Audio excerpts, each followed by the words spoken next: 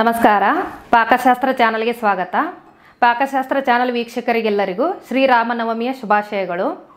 ಇವತ್ತು ನಾನು ಶ್ರೀರಾಮನವಮಿಯ ಪ್ರಯುಕ್ತ ನಾನಿವತ್ತು ಪಾಯಸ ಮಾಡ್ತಾ ಇದ್ದೇನೆ. ಇದು ಸಣ್ಣದು, ಇದು ಸಬ್ಬಕ್ಕಿ. ಇದು ನೋಡಿ, ಇದು ಸಣ್ಣದು ಸಕ್ಕರೆ ಥರ ಬರುತ್ತೆ. ಈ ಸಬ್ಬಕ್ಕಿ ತೊಗೊಂಡಿದ್ದೀನಿ. ಇದಕ್ಕೆ 1 ಗ್ಲಾಸ್ ಅಷ್ಟು ನಾನು ಹಾಲು ತೊಗೊಂಡಿದ್ದೀನಿ. ನೋಡಿ, 1 ಗ್ಲಾಸು ಹಾಲು ತೊಗೊಂಡಿದ್ದೀನಿ.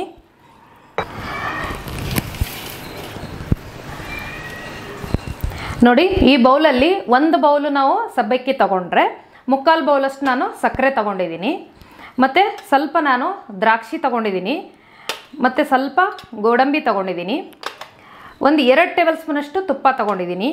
4 ಏಲಕ್ಕಿ ಬೇಕಾಗತ್ತೆ. ಕೇಸರಿ ಎಳೆ ತೊಗೊಂಡಿದ್ದೀನಿ. ಇದೊಂದು ಸ್ವಲ್ಪ ಕೇಸರಿ ಎಳೆ ಬೇಕಾಗತ್ತೆ.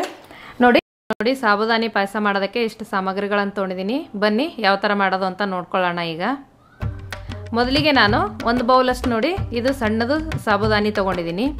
ನೈಲಾನ್ ಸಾಬುದಾನ ಅಂತಲೂ ಹೇಳ್ತಾರೆ. ಅದನ್ನು ನಾನು ಅಳತೆಗೋಸ್ಕರ ನಾನು ಹೇಳಿದ್ದೀನಿ. ನೋಡಿ, ಈಗ 2 ಟೇಬಲ್ ಸ್ಪೂನಷ್ಟು ತುಪ್ಪ ಹಾಕಿದ್ದೀನಿ. ಇದಕ್ಕೆ ಸ್ವಲ್ಪ ಗೋಡಂಬಿ ಹಾಕ್ತಾಯಿದ್ದೀನಿ, ಸ್ವಲ್ಪ ದ್ರಾಕ್ಷಿ ಹಾಕ್ತಾಯಿದ್ದೀನಿ. ಇದು ಮೊದಲೇ ನಾವು ಹುರಿದು 1 ಬೌಲಲ್ಲಿ ತೆಗೆದಿಟ್ಕೊಂಡ್ಬಿಡ್ಬೇಕು.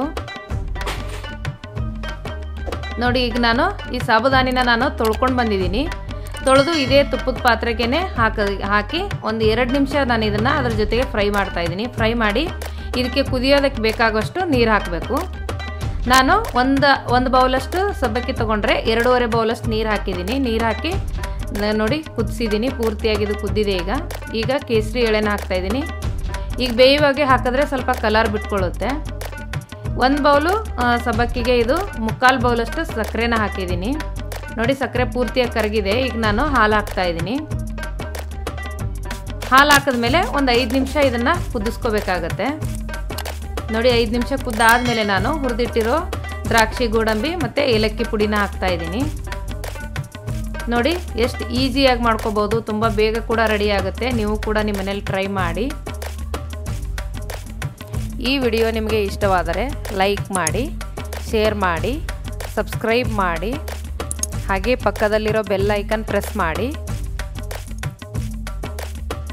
ಧನ್ಯವಾದಗಳು.